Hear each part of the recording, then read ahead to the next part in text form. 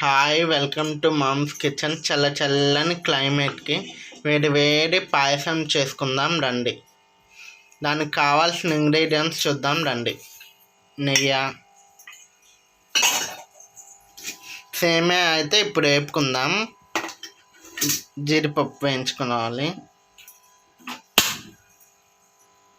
జీడిపప్పు వేయించేసుకుందాం ఫస్ట్.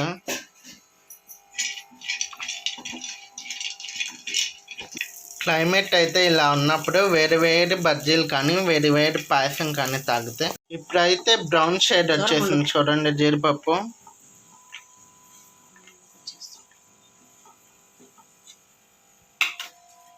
ఇప్పుడైతే సేమియా వేయించుకుందాం. ఇప్పుడు సేమియా అయితే ఇలా బ్రౌన్గా వేగిపోయినాయి కదా, తీసేసుకుందాం. 1/2 లీటర్ పాలు అయితే పొయ్యి మీద పెట్టుకుందాం. ఈ స్పూన్తో 8 స్పూన్స్ చక్కెర వేయాలి.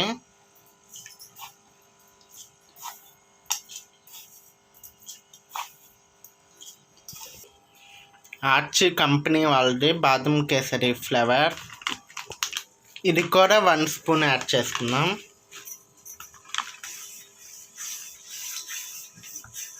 ఇప్పుడైతే పాలు మరిగింది కదా, సేమియా వేసేసుకుందాం.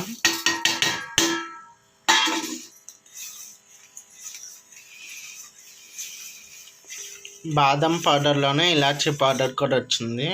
అయితే వేయించిన జీడిపప్పు ఉంది కదా, వేసేసుకుందాం.